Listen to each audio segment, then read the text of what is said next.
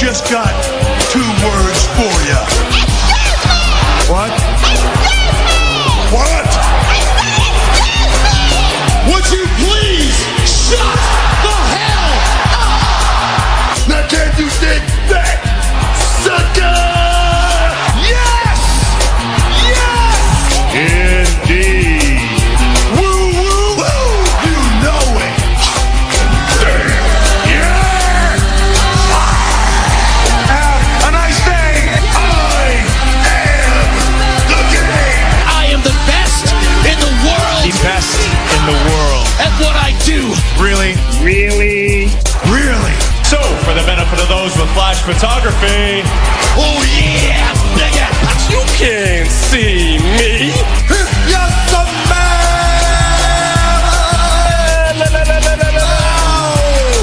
What the rock is cooking. And that's the bottom line, 'cause Stone Cold said so.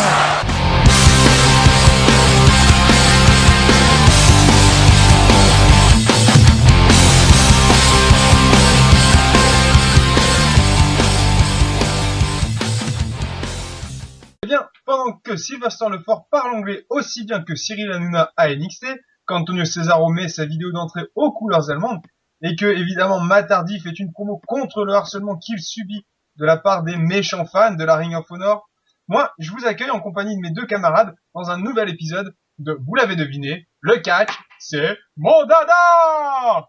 Et oui, moi c'est toujours Vincent, et aujourd'hui, eh bien, je suis accompagné, comme je viens de le dire, de 2 personnes.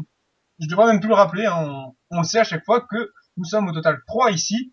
Le premier, il est la raison pour laquelle les Français s'intéressent de plus en plus à Dean Ambrose. Il est l'instigateur de la culture puro reçue en France. Il est l'homme qui a refusé de passer dans un reportage de TF1 sur le catch, car évidemment, il est assez intelligent, lui, pour savoir que ça serait de la belle merde. Coucou TF1! Il s'agit évidemment du co-directeur de catchnews.fr et .com, international, évidemment. Vous l'avez compris? Mesdames et messieurs, veuillez accueillir Electronic 91! Bonjour Electronic. Ouais, bonjour à tous, très heureux de vous retrouver une nouvelle fois pour cet épisode. Est-ce que tu es en forme? Ah, très, quand je sais que je vais passer dans le catch et mon dada, je fais une cure de vitamines juste avant, parce que je sais que rien qu'avec les introductions, il faut de l'énergie. J'ai envie de dire, tu es un peu un faillot. Ouais, totalement, mais en même temps, Voilà. ça fait de la pub pour mon site, donc Mais alors, attention, j'ai plus faillot que toi. C'est justement notre second camarade, enfin le troisième personnage clé de cette émission, le dealer de Patrick Bruel, le chorégraphe de Mimi Mati. Il est même le disquaire de Jean-Marc Morandina, le sosie ukrainien de Jean-Marc Morandini. C'est même lui qui aime, enfin c'est pas même, il aime les pépins, enfin pas ceux de la citrouille, hein, juste ceux des pastèques en fait. Il trouve ça super génial. Il bricole plus vite qu'un petit chinois immigré en Papouasie. Vous l'avez compris, le slammer de Saint-Richard-des-Eaux, une petite ville bucolique de je ne sais pas trop où, mais en tout cas, il vient de là. C'est le Éric Zemmour du catch, le Sébastien Patrick de la coiffure. Mesdames et messieurs, veuillez accueillir avec moi The Monkey de catchnews.fr et .com. Ben, en fait, je coupe à chaque fois. Hein. Bonjour à tout le monde. Bonjour. Est-ce que tu es en forme, Monkey? Alors, il faut. Il Et faut- d'ailleurs, j'aimerais remercier Electronic directement parce que j'ai relevé un défi que j'ai magnifiquement réussi. J'ai placé Citrouille dans ma Exactement. présentation. Voilà. il a mis Voilà. la C'est citrouille le genre de avec, petit défi avec qui sert à fierté. rien. Voilà. Mais je retire énormément de fierté. Encore plus que quand je donne mon avis. Non, mais ça c'est terrible. Bon, Vincent, Ah oui, peut-être. j'allais dire bravo à toi, Monkey, justement, pour avoir... Oui, je sais. ce défi. Bon, on me le dit Tu souvent. gagnes évidemment un niveau. Hein. Félicitations à toi. De rien. Voilà. Ça fait- Alors, est-ce que vous êtes prêts tous les deux? On va peut-être rentrer dans le vif du sujet maintenant. Je pense qu'il est l'heure, qu'il est temps. Il est temps. D'accord. On n'a pas le temps d'avoir le temps, il est temps. Vraiment, Ah, mais oui, ils il sont est temps. vraiment impatients. Eh bien, Ils sont seuls surtout. oui, voilà aussi. Bon, pardon. Donc, nous allons commencer tout de suite avec le sujet numéro 1. Sous les soleils des tropiques, l'amour se raconte en musique. On a tout à vivre pour s'aimer. En attendant, viens danser.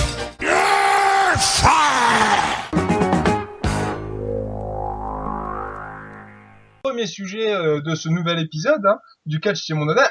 Évidemment, premier sujet donc qui concerne Extreme Rules. Nous avions donné lors du présent épisode nos pronostics. Maintenant, c'est l'heure évidemment des résultats. Wouh, Monkey, est-ce que tu es là? Car évidemment, nous le rappelons, enfin je le rappelle à tout le monde, tu es notre carte. Oui, je suis la carte interactive, la carte où on peut toucher, qu'on peut manipuler, qu'on peut tourner. C'est dégueulasse ce que je dis. C'est ce que j'allais dire. Ouais. Ouais. Alors, en gros, comment tu veux que je se passe? Je donne tous les résultats, après on donnera notre avis général. C'est peut-être plus simple comme ça. Non? Eh ben oui, nous allons faire ça. Monkey, Voilà. je pense que tu as tout Donc. ça sous les yeux. C'est parti. Ouais, il semblerait. Donc en post-show, quand même, on rappelle, c'était un single match et c'est Cody Rhodes versus The Miz. Bien sûr, The Miz gagne. En fait, il gagne par soumission. Bon, voilà, on en dira quelques mots peut-être. Donc le premier match de la soirée véritable du pay-per-view, c'était un single match. C'était Chris Jericho versus Fandango, qui était accompagné de la magnifique Summer Rae. Et le gagnant est le petit Jericho. Voilà. En fait, c'était une sorte de revanche de WrestleMania. Bon, Tout à fait, c'est bon, ça. bref, voilà, on essaye de voilà. Après, ils ont enchaîné parce que c'est des fous à la WWE pour l'United States Championship, donc en single match également. Alors là, c'était Kofi Kingston qui était champion. Il concourait, on va dire, contre Dean Ambrose. Et grande surprise ou pas, c'est autre chose. On va en parler tout à l'heure. Le gagnant, c'est Dean Ambrose, bien entendu. On enchaîne ensuite, après cette victoire de titre, en strap match. Donc Mark Henry versus Sheamus, gagnant Sheamus. Quelle surprise. Voilà. Donc là, on rentre vraiment dans du grand, ou pas d'ailleurs. C'était pour décider qui était l'aspirant numéro 1 au World Heavyweight title, en I Quit match. Alors c'était Jack Swagger qui était accompagné de Zeb Colter versus Alberto Del Rio, qui était accompagné par Ricardo Rodriguez. Et le gagnant est Jack Swagger. Voilà. Non, c'est pas Jack Swagger. Donc oui. C'est pas mal. Bon, Oui, bref. c'est pas Jack Swagger. Ensuite, pardon, oui, qu'est-ce que j'ai dit? C'est pas Jack Swagger. Tu as dit que Jack Non, Swagger avait gagné. Oui, bon. Bref, il y a tellement de Scandale, choses à dire. C'est Alberto Del Rio.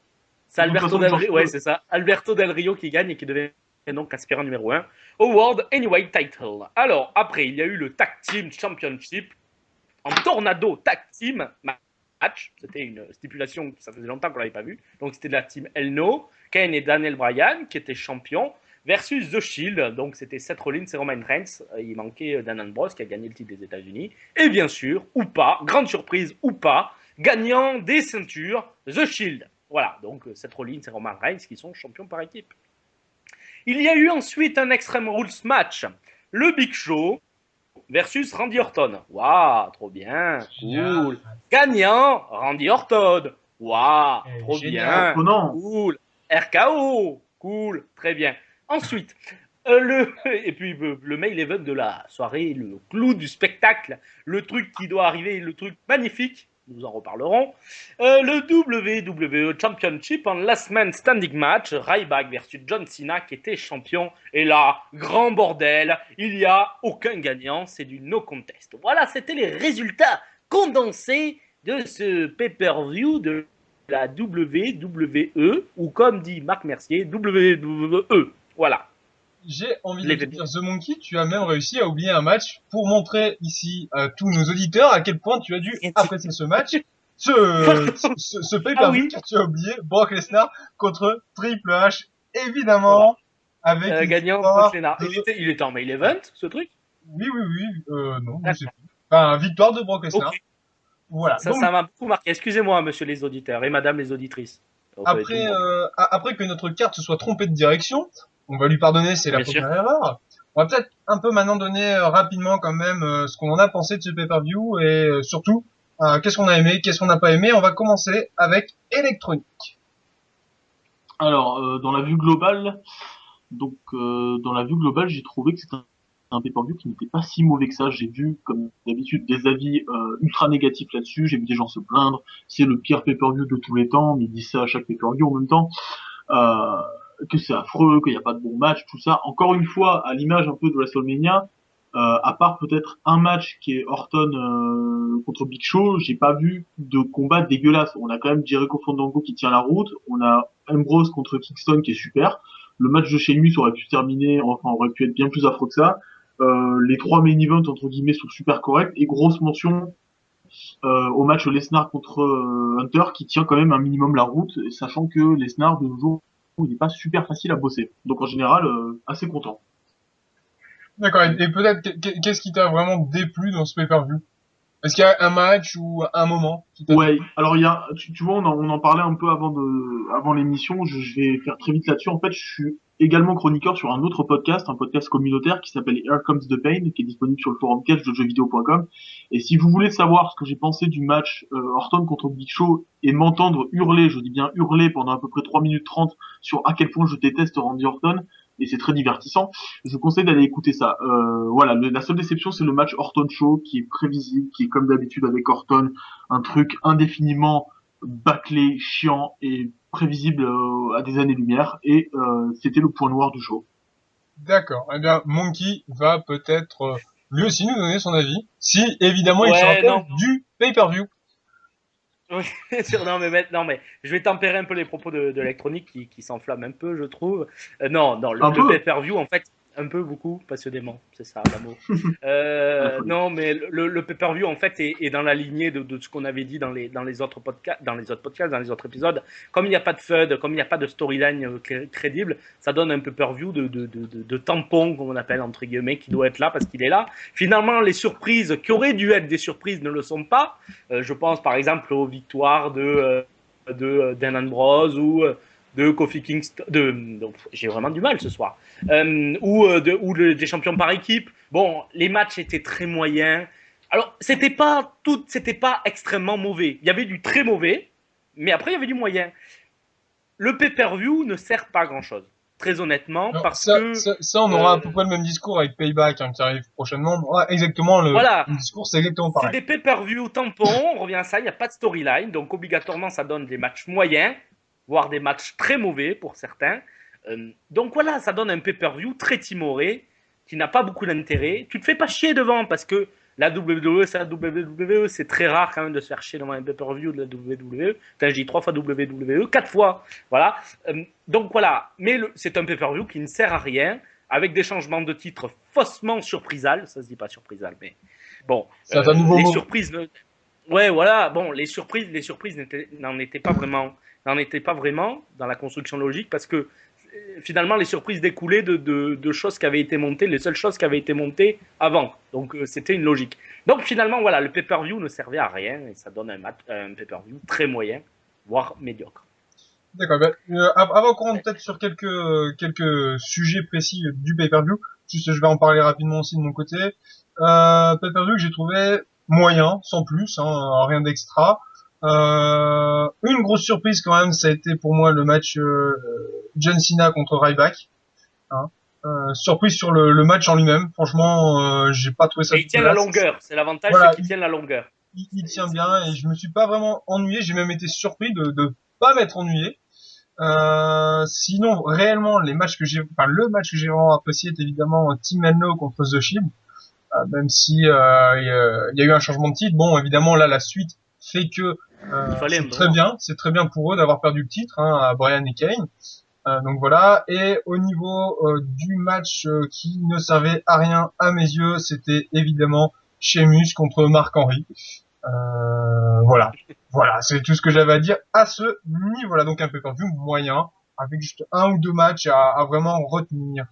On a parlé rapidement, on a vraiment évoqué le match entre Jack Swagger et Alberto Del Rio, qui a justement permis à Monkey de se tromper dans les résultats. Ouais. On va justement parler de la raison pour laquelle il s'est trompé, c'est l'utilisation de la vidéo.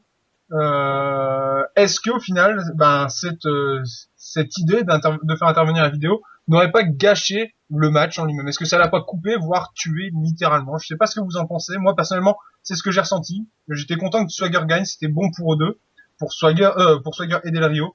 Et l'utilisation de la vidéo, pour moi, ça a carrément tout gâché. Je sais pas lequel de vous. Je me permets de commencer, je serais un peu plus mesuré que toi, Vincent. La vidéo n'a pas tout gâché, parce que autant la première partie de match est correcte. Bon, victoire controversée, moi j'ai pas compris. Alors quand même, Vincent, tu as dû m'expliquer pourquoi Ricardo faisait entre guillemets perdre Del Rio, tout simplement parce qu'il balançait on a fait croire qu'il balançait la fameuse serviette blanche et j'avais Voilà. pas compris que la serviette blanche c'était pour jeter l'éponge. Moi c'était, imaginez quand même, pourtant ça fait quelques années que je suis dans le catch, enfin que je regarde le catch, que je m'y intéresse, ça m'est pas apparu directement. Alors pour quelqu'un qui tombait dessus ou qui n'était pas aussi érudit, si j'ose dire, ça me l'a pété, ben, il a pas trop compris et j'ai pas trop compris moi-même. Alors l'utilisation de la vidéo pouvait être intéressante, c'était un artifice intéressant pour le match. Ça pouvait mettre un peu de genre un squid job, un truc comme ça. Bon, par contre la deuxième partie du match est de la merde. Donc je pense que c'est pas la vidéo en soi qui est mauvaise comme idée. C'est le fait de terminer un match comme ils l'ont fait en faisant un non deuxième match entre guillemets, en faisant juste une fin qui était pas propre, dégueulasse. La vidéo en elle-même n'est pas responsable de ce qui s'est passé. C'est vraiment les deux catcheurs ou le booking qui n'était pas assez poussé. Juste avant de donner la parole à l'électronique, c'est pas la vidéo directement que je remets en question, c'est la manière dont elle est amenée dedans. Il y a déjà eu des reprises de matchs sur des controverses où un arbitre lambda débarque sur le ring en disant non, c'est pas bon, on recommence. Bon, il n'y avait pas de vidéo. Ça aurait été peut-être mieux de l'amener limite comme ça, je sais pas. Là, avec la vidéo, j'ai eu du mal, surtout pour l'enjeu qu'il y a derrière. Voilà, c'est ça. Électronique, je te laisse en parler, toi aussi. Ouais, alors moi j'ai surtout 3 points d'incohérence que j'ai relevés dans ce match. Alors je sais qu'il faut pas trop faire de l'analytique et pas trop chercher la petite bête, mais là c'était super flagrant. Premier truc qui me gêne, c'est la vidéo. C'est-à-dire que la vidéo dans le cas, je trouve que c'est une bonne idée, ça peut être sympa, mais si on l'utilise dans ces cas-là, faut l'utiliser tout le temps. Moi je trouverais ça bizarre d'avoir un match où on utilise la vidéo et soudainement avoir tous les matchs où tous les heels trichent en fait, et là plus personne n'amène la vidéo. Donc ça déjà c'est un problème. Le deuxième problème qui est lié à ça, c'est qu'en gros, ça faisait très chorégraphié dans le sens où l'arbitre est allé demander la vidéo. Et je sais pas si vous vous souvenez de la scène, mais en fait, le technicien qui est derrière la barrière, il sort une espèce d'écran LCD 20 pouces, mais d'un coup, tu sais, genre, tiens, un cadeau. Il le sort. Genre comme c'est si normal. c'était, C'est la ouais, formule de genre, truc, c'est tu tout sais. à fait normal, tu sais. C'est exactement ça. Et donc ça, c'est le deuxième point incohérent. Et le troisième surtout, c'est que je vois pas pourquoi on devrait voir la vidéo ou alors prendre des décisions compliquées sur un jetage d'éponge. Je vous rappelle que le match, hein, juste pour info, c'est un I quit match. L'I quit match, les mecs précisent et sont hyper spécifiques là-dessus. Le seul, je dis bien le seul, moyen de Oui, perdre déjà. ce match, c'est Ah quand oui. le mec dit I quit. C'est pas quand le Ouais, mec c'est jette vrai. une C'est putain vrai. d'éponge, c'est quand le mec dit I quit, Ah oui. d'accord? Donc si le mec ne dit pas I quit, je vois pas pourquoi on irait chercher une autre justification. Donc ça, c'est les 3 points incohérents qu'on fait que ça aurait pu être un Non, mais match assez bon Justement, et ça n'a rien donné de spécial. Mais la vidéo, pour terminer, la vidéo en soi, c'est pas très cohérent parce que si on commence à foutre la vidéo dans le catch, il y a plus rien, quoi. Enfin bon, Oui, c'est sûr, mais... on s'en fout, quoi. Enfin, entre guillemets, on s'en fout que même l'autre ait triché. Ça aurait été plus intéressant, effectivement, qu'un arbitre intervienne, que les commentateurs viennent le voir, que Jerry Lawler, je sais pas, n'importe quoi, une connerie. La vidéo, finalement, oui, c'est pas cohérent parce qu'on va l'utiliser qu'une fois ou de temps en temps. Mais si on l'utilise tout le temps, ça casse tout le truc parce que à chaque fois qu'un heel va tricher, il va y avoir la vidéo, il va perdre. Donc tous les faces vont gagner. C'est le principe d'un heel, c'est de gagner pas proprement. Bon, mais voilà. Mais Alors- non, vraiment, c'est ça qu'il faut dire. C'est que effectivement, c'était un artifice, c'était monté, c'était pas très joli. Ça a gâché un peu la fin du match, même si je continue à penser que c'est les deux catcheurs les plus responsables dans l'histoire. Alors, juste avant de passer au sujet suivant, électronique, tu parlais donc justement de la serviette. Hein. Je pense que normalement la serviette est là pour en fait être l'artifice du manager de pouvoir dire à la place du lutteur qui n'est plus apte à réagir, je quitte. Ça s'utilise de mémoire mais essentiellement dans la boxe. Et, Ouais, quand le mec est en situation où il est plus apte du tout, mais qui veut continuer. Or, on sait très bien qu'il y a un danger pour lui. Donc, on jette l'éponge. Et puis, Et c'est pas le mec en lui-même qui dit j'arrête. Ouais, mais Del le Rio problème, n'était c'est pas- que... Del Rio n'était pas aux abois en plus. Voilà, C'était pas genre, justement, il était à moitié mort. c'est Bon, ce que je veux dire. Mais voilà, on va Voilà. pas s'étaler dessus là maintenant. Je vais juste, avant de passer au sujet 2, parce que bon, on a quand même de quoi parler aussi après, juste noter que c'est la deuxième fois qu'un match des Divas a été annulé en pay-per-view. Alors, ce qui est étrange, c'est quand même qu'elles sont lancées sur des main events quasiment lors des Monday Night Show. Mais bon, ça c'est un autre sujet, donc voilà, c'est 2 matchs de Divas annulés. Donc voilà. Oui, c'est la suite logique de ce qu'on disait avant. Pour le moment, ils ont personne qui tienne la baraque, ou du moins ils veulent pas faire les efforts Oh. pour trouver ou pour mettre en avant. obligatoirement. Ben On voilà, va pas chie, s'étaler quoi. dessus ce coup-ci, Monkey ni électronique, je suis désolé, on en parlera la prochaine fois. On va tout de suite enchaîner avec le sujet numéro 2. Ah,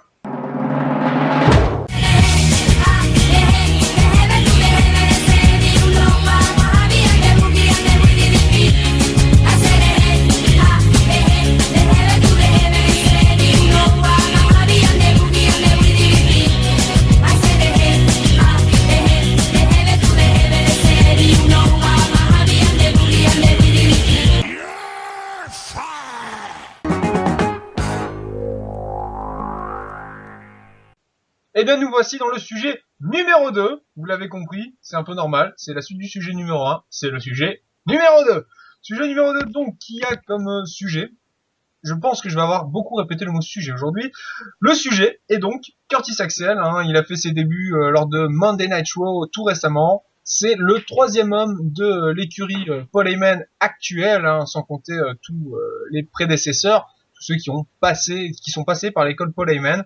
Donc voilà, il a décidé, on ne sait pas pourquoi vraiment, d'aller chercher un nouveau poulain, anciennement connu donc sous le nom de Michael McKillicuddy, Monsieur J'aime les Gilly.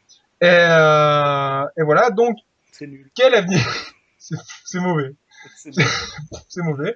Quel C'est avenir, mauvais. quel avenir selon vous pourrait avoir cet homme à l'heure actuelle, donc à Monday Night Raw, même à la WWE en général, un push aussi gros venu de nulle part, sans raison apparente. Voilà. Est-ce que vous pensez que ça va être un flop? Est-ce que vous pensez qu'il va réussir dans l'avenir, ou je sais pas, quel avenir? Voilà. Électronique, je te laisse commencer. Alors déjà, est-ce qu'il va réussir? Je le souhaite, mais je ne pense pas. Je suis personne pour dire ça, mais je pense que ce mec va se foirer.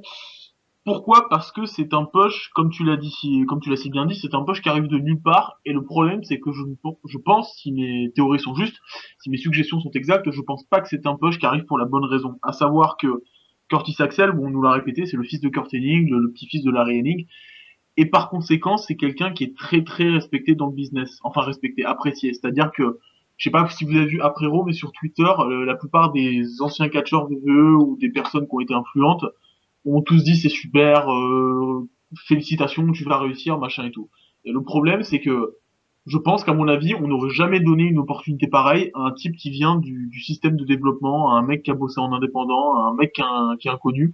On a donné ce push exclusivement parce que c'est Curtis Axel et exclusivement parce que c'est le fils de Kurt Hennig, et c'est pour ça que je pense que ça va foirer, parce que à force de tout mettre sur un plateau et de tout servir gratuitement à un mec, je pense qu'il va pas s'améliorer. Quand il a gagné la 2e saison de NXT, il n'était pas phénoménal. Là, il y a rien de spécial. J'ai peur d'un bid imminent. Alors, juste avant de donner la parole à Monkey, est-ce qu'aussi c'est pas un lancement pour combler l'absence de CM Punk? C'est aussi quelque chose qu'on peut se dire. Parce que bizarrement, il sort de nulle part sur ce coup-là. On sait pas pourquoi il allait chercher un 3e homme. Lesnar n'est plus là, CM Punk n'est plus là. Paul Heyman, est-ce qu'il lui faut pas obligatoirement quelqu'un à ses côtés? Enfin, ça, c'est un autre sujet, mais bon, ça peut peut-être vous servir si vous avez des arguments là-dessus. Monkey, je te laisse répondre d'abord, et ensuite, Elec, tu rajouteras ce que tu as à dire.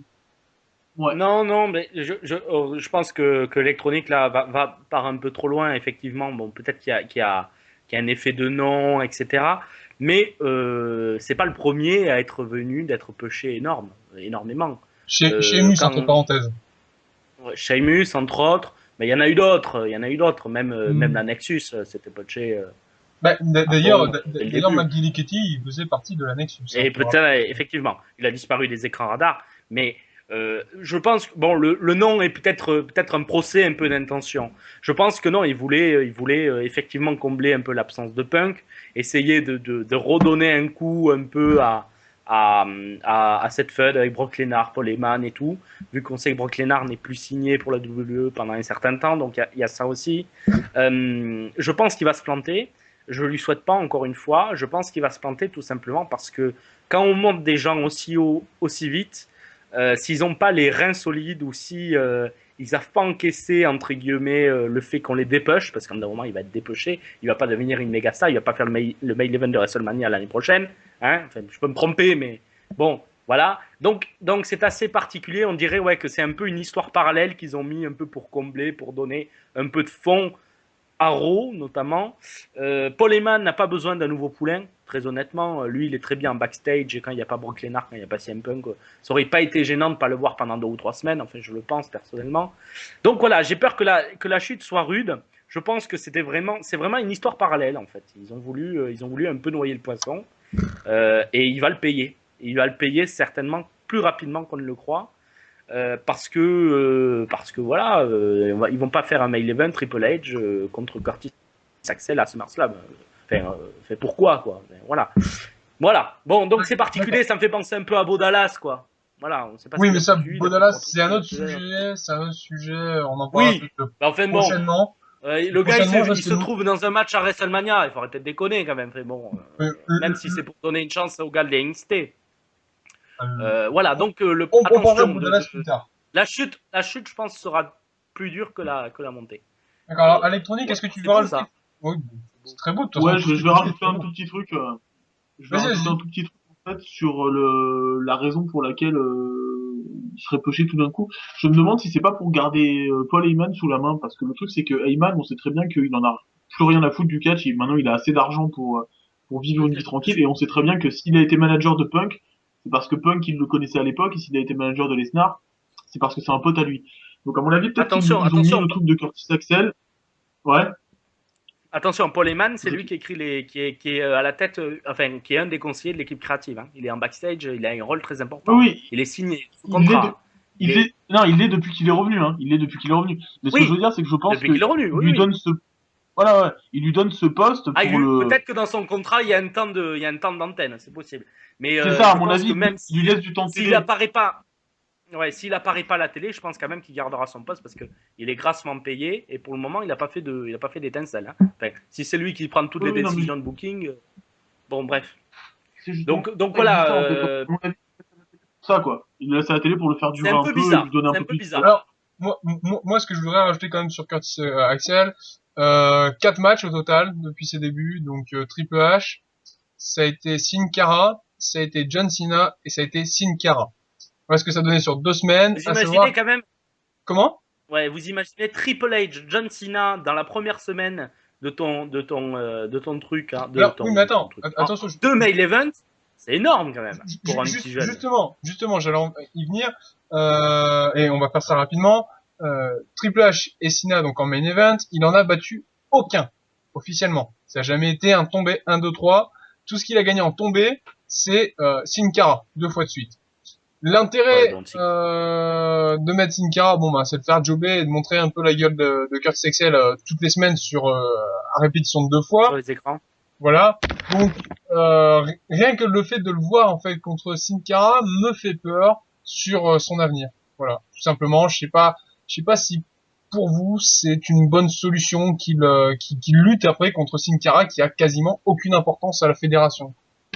Mais surtout pour pas faire des. Enfin, il le squash pas, quoi, si? J'ai pas vu les matchs. Non, c'est pas du squash. C'est pas du squash pur, quoi. Mais il est là pour jobber, quoi. Sin Cara, il vient, il se prend des coups, il revient, il se fait défoncer, il perd, quoi. Voilà comment ça fonctionne. Il y a pas de squash pur. Voilà, c'est pas du ride. Ouais, c'est un peu bizarre comme stratégie, ouais. Ben, peut-être pour l'installer dans la tête des gens, mais bon, c'est autre chose. Je sais pas. C'est particulier quand même. La chose qui vient en tête, je pense, de beaucoup de personnes, et encore quand ils l'ont vu, je l'avais écrit justement dans un article, c'est la chose suivante. Tiens, ce mec, je l'ai vu à NXT. Voilà. Oui. Ça prouve aussi l'impact qu'a ce mec, quoi. Donc il n'a pas non plus un gros impact, quoi, justement, parce qu'il a jamais vraiment gagné ses main events. Et bon, il est là, il fait beau, quoi. J'aimerais bien qu'il puisse toucher l'or et qu'il puisse vraiment avoir quelque chose de concret. Mais j'ai peur que là, tu extrapoles un peu. Pourquoi il toucherait l'or directement? Ça serait un peu. Sheamus l'a fait assez rapidement quand il a débarqué à Raw. Moi, Sheamus, j'ai gueulé quand il y a quelques années quand Sheamus est arrivé. J'ai poussé une gueulante quand le gars touche l'or. Ça faisait 10 ans qu'il était là. Enfin, ça faisait pas 10 ans, pardon. Il a touché l'or avant l'Undertaker à l'époque. Non, mais c'est n'importe quoi. On marchait un peu sur la tête là. Bon, enfin, moi, j'invite juste pour terminer le débat. Lors de son match contre John Cena à Calgary, Canada, les gens du public étaient plus intéressés par une baston entre 2 obèses Oui. que bon, par c'est que autre par le chose, match ça, de c'est autre l'intérieur. chose. Donc C'est autre chose. C'était drôle en même temps. oui, Attends. je tiens à le préciser parce que Romain, je sais que tu as écrit un petit article dessus. C'était juste la petite C'était très anecdote, drôle c'est en pour même dire temps. que les gens ne sont super intéressés par Cena, surtout au Canada, à Calgary. Donc voilà, c'était la petite anecdote, la petite touche d'humour pour terminer ce sujet, mon cher Bon, ami. alors, juste comme ça, pour lui, aucun d'entre nous ne voit vraiment un bon avenir à Raw pour le moment avec cette feud, enfin avec ce push pour Curtis Axel. On est bien d'accord? Je terminerai en pré-show de SmackDown. D'accord. Elec, tu es Ou de d'accord avec Main tout ça? Event. C'est bon? Ah, Main Event. Eh bien, nous passons donc au sujet numéro 3. Summer lover, had a go blast. Summer loving happens so fast. Tell me more, tell me more.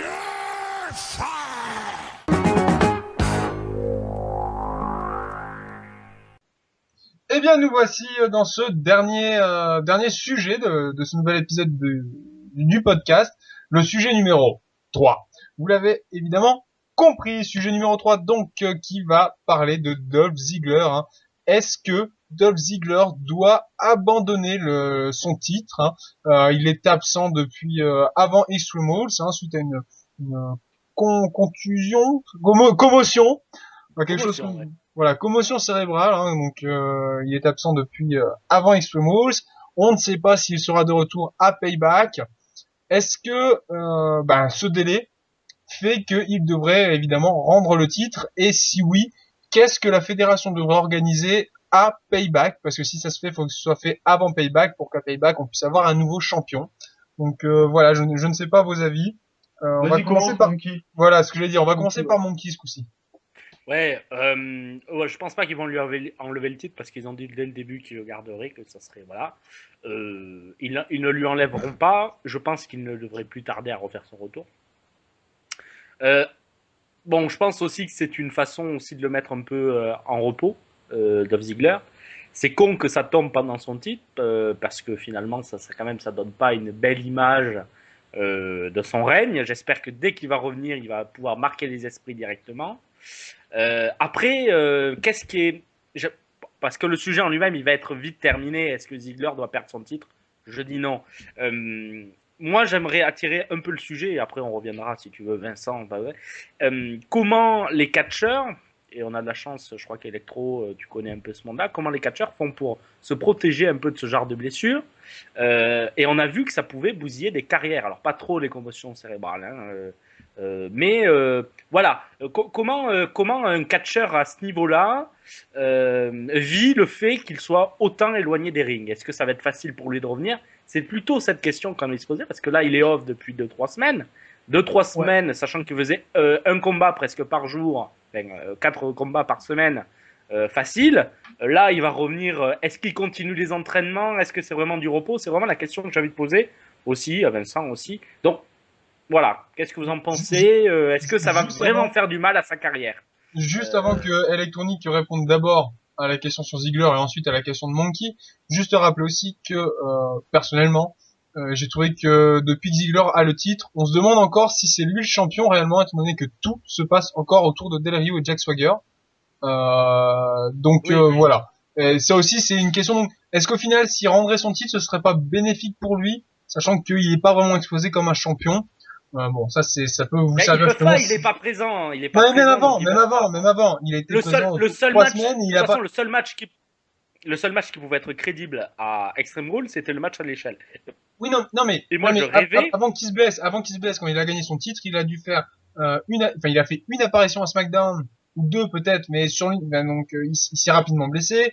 Il n'est pas venu à SmackDown sur les 2 premières semaines de son règne, donc ça a toujours été autour de Swagger et Del Rio. Donc au final, est-ce que ça, le fait qu'il perde le titre là, puis c'est une bonne idée, et quand il revient, bon, il repart sur une feud et il reprend le titre d'ici la fin de l'année. Bon, bref, ça, c'est pour servir pour l'argumentation. Moi, je vais redonner la parole à Electronic, qui va d'abord donc répondre à la question sur Ziggler. Est-ce que oui ou non, il doit laisser son titre? Et si oui, qu'est-ce que la WWE doit-elle faire pour élire un nouveau champion? Et ensuite, il répondra à la question de Monkey, justement, sur comment vient un catcheur hors des rings suite à une blessure.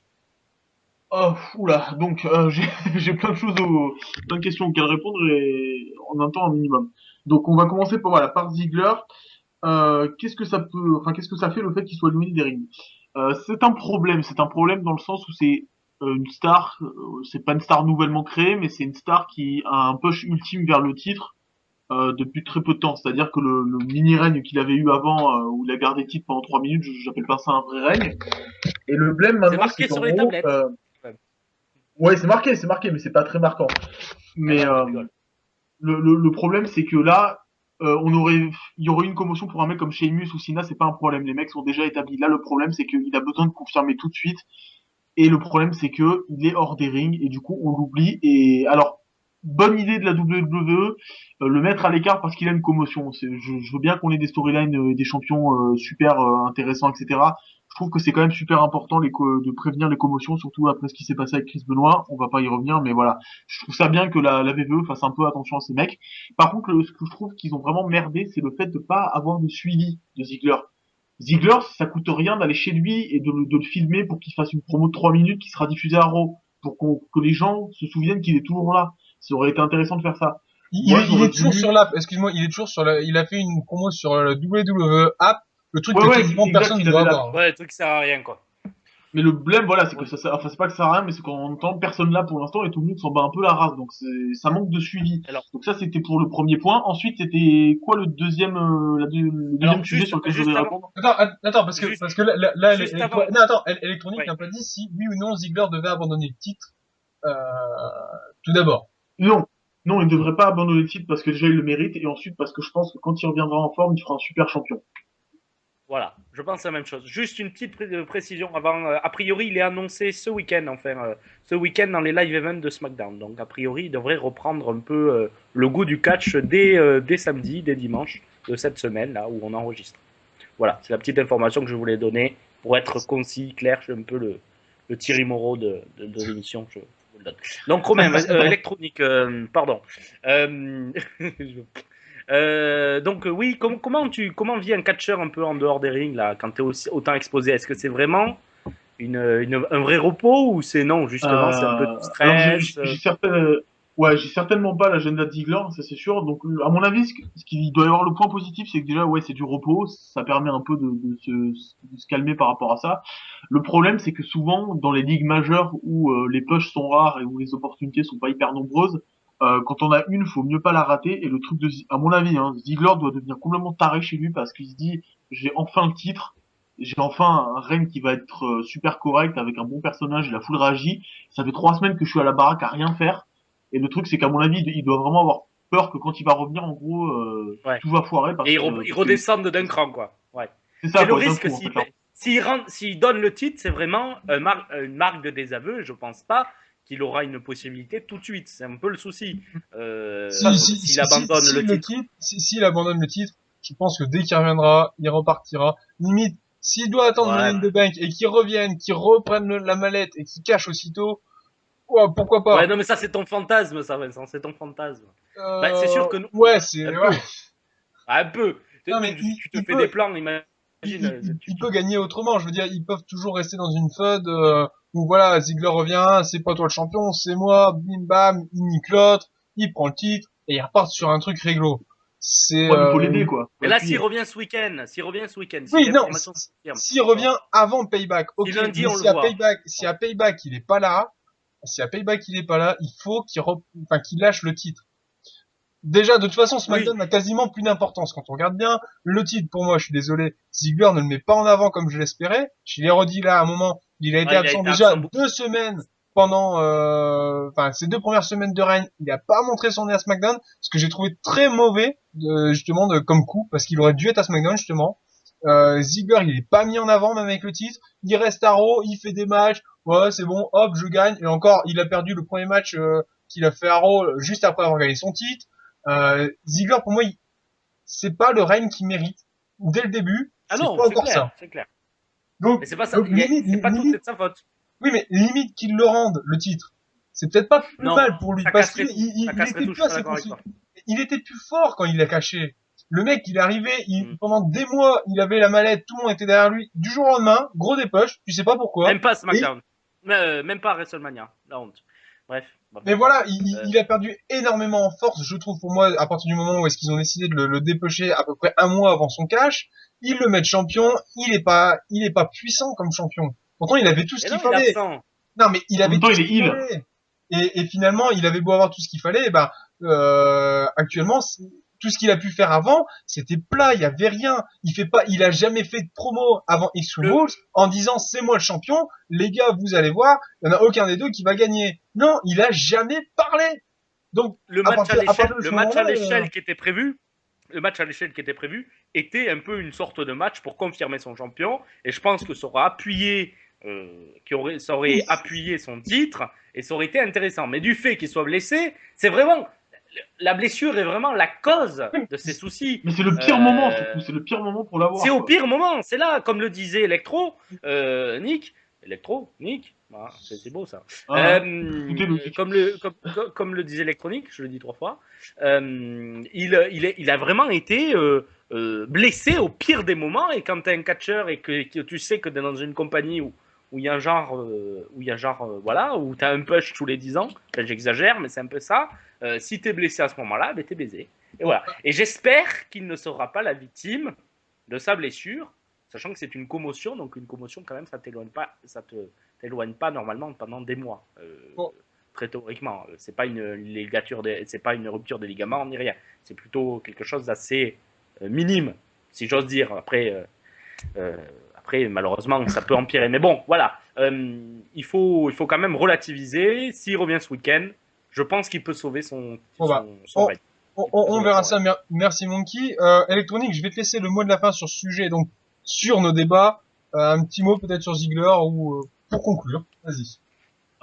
Pour conclure, le problème c'est que voilà, bon, je pense qu'on l'a assez bien résumé. C'est un problème de timing, c'est un problème de mauvais endroit, mauvais moment, et surtout j'espère que quand il reviendra, ils vont faire un truc qui sera assez retentissant. Mais le problème, encore une fois, c'est que est-ce que après avoir fait l'effort de pusher, est-ce que la WWE va pas avoir peur de revenir en arrière en se disant il est peut-être moins over qu'avant, il est sorti de blessure. Donc là, c'est très incertain. Seul le temps nous le dira, mais j'espère vraiment qu'il va rester au sommet, quoi. D'accord. En tout cas, donc, vous l'avez compris, on souhaite un bon rétablissement quand même à Dolph Ziggler. On espère le revoir très rapidement sur la ring. Un gars très prometteur et qui mérite d'être exposé d'une meilleure manière, surtout avec le titre. Il était très bien exposé avant, je l'ai dit. Enfin, moi, je vous ai dit ce que j'en pensais. Je trouve que là, il est très mal exposé par rapport à ses capacités, ce qu'il a déjà montré. Bref, c'est la fin de cet épisode 3, de la saison 3 d'ailleurs. Vous avez vu 3 et 3. Voilà, c'est la Tout fête. est lié. Voilà, donc on Ça a marchera terminé. aussi pour la saison 4. Hein. Pardon, saison 4-4. Bah bon. Voilà, et quand on arrivera à l'épisode Merci. 6, ça fera 2 x 3, bref. Ça marche. Saison 4-4 pour une émission tout terrain. Voilà, ça sera Merci 4-4. Électronique. de Bravo. cette intervention. De rien. Donc, là, vous l'avez compris, hein, c'est maintenant la fin de ce nouvel épisode du podcast, épisode 3 de la saison 3. Voilà, donc, je vous remercie tous et toutes d'avoir pris part à ce nouvel épisode, de nous avoir écoutés. Merci à vous d'être fidèles au poste toutes les 2 semaines. Merci à Electronic et à The Monkey d'avoir pris part à cet épisode. C'est vraiment C'est un sympa peu de votre part. obligé, hein. C'est dans mon contrat, hein, donc dans l'idée. Oui, voilà. Bon, tu te calmes un peu. Je remercie aussi tous nos partenaires, évidemment, Catch News, mais aussi HitFan Wrestling News, Ultimate Catch, SNS Design, qui sont nos nouveaux partenaires, mais aussi la UWI et la FWE. Hein. N'hésitez pas non plus à écouter donc sur notre page YouTube, donc / le catch c'est mon dada, nos interviews, donc la plus récente étant celle de Tristan Archer, mais n'oubliez pas celle de Norbert Feuillant, et surtout n'oubliez pas, car je sais que Monkey il y est fort attaché à son interview de Monsieur Marc Mercier. Oui, je suis très attaché. Voilà, tu es très attaché, elle est disponible Voilà. sur Catch News, elle par contre uniquement. Ouais. Hein. Sur YouTube aussi. YouTube et Catch News. Mais Oui, enfin oui, d'accord, c'est compris. Il dit plein de choses, Marc. Il dit Vous plein nous de retrouvez- choses. Vous nous retrouvez aussi sur iTunes comme les loups. Ah, Sauf que c'est je ne moderne. connais pas l'adresse de iTunes. Vous tapez le catch chez C'est mon pas adresse, grave. recherche et voilà. Donc vous nous retrouvez aussi sur Facebook, hein, facebook.com/ le catch c'est mon dada, mais aussi sur Twitter @lccmd. Je vous rappelle ou je vous annonce l'ouverture du blog de le catch c'est mon dada C'est Catch News qui a eu la gentillesse de nous accueillir. Ils ont vraiment du courage quand même. Et Du courage. Je chante beaucoup bien. de courage. Tu pourrais trouver aussi un The peu Voice. taré, mais bon, en même temps, quelque chose, on est très souvent taré. Donc, Voilà, comme ça, c'est pas moi qui l'ai dit. Alors vous pouvez du coup retrouver le blog à l'adresse suivante, donc le catch, c'est mon dada tout attaché, .catch-news avec un z.com. Vous avez déjà sûrement vu justement les articles déjà postés sur le Facebook du podcast. Je vous rappelle aussi, dans 2 semaines, le retour du débat des fans. Vous aurez peut-être la chance, donc comme William, de prendre part à l'émission. Par contre, s'il vous plaît, quand vous nous proposez des sujets qui sont très intéressants, on avait vraiment eu du mal la dernière fois, mais soyez sûr de pouvoir être disponible parce que justement, ça nous a posé un peu, nous, quelques problèmes justement dans le choix, parce que c'est pas facile du coup quand vous n'êtes pas disponible alors que vous postulez. Donc soyez sûr, ce sera mieux pour tout le monde et on gagnera tous du temps. Donc voilà, en tout cas, n'hésitez pas. Oui. Ouais, Vincent, juste avant de terminer, te laisser terminer, j'ai juste une petite dédicace, un gros bisou à Natalia Magungu, voilà, une amie de 20 ans qui se fera un plaisir de vous rencontrer sur Facebook. Voilà. il nous a fait réaliser que Catch News touche vraiment tout le monde. Voilà, Voilà, tout le on monde, accepte vraiment tout le monde. tout le monde. Donc voilà, merci pour cette dédicace Monkey. Je pensais que tu allais me faire une dédicace à Monsieur Marc Mercier. Bon, c'est pas grave, tant pis. Marc Mercier aussi, mais là c'est Natalia Magungu. Voilà. Soyez fan de la patch Cash News, vous comprendrez. Voilà. Bon, en effet. Et sinon, avant de terminer, je vous rappelle que le Catch c'est mon dada se lance le défi de battre l'interview la plus longue, l'interview la plus longue ayant été réalisée par des Norvégiens, 30 heures d'interview non-stop. Donc si un catcheur ou un commentateur veut nous rejoindre pendant 31 heures, bien écoutez, il n'y a pas de souci, qu'il nous contacte, on fera une géante interview. Voilà, donc on peut faire appel à nouveau à Monsieur Norbert Feuillant, pourquoi pas Christophe est juste s'il a envie de battre ce record. On ne sait jamais.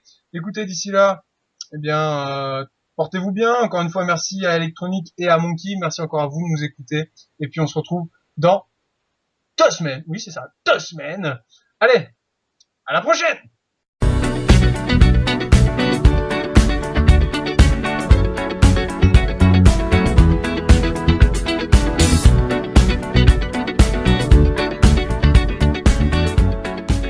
Deck a guy, give him a beating. Fa la la la la la la la. So much fun it bears repeating. Fa la la la la la la la. Monday, Tuesday, Wednesday, Thursday, Friday night. You are right. All week long it's WWE week. You're not dreaming. Fa la la la la la la la.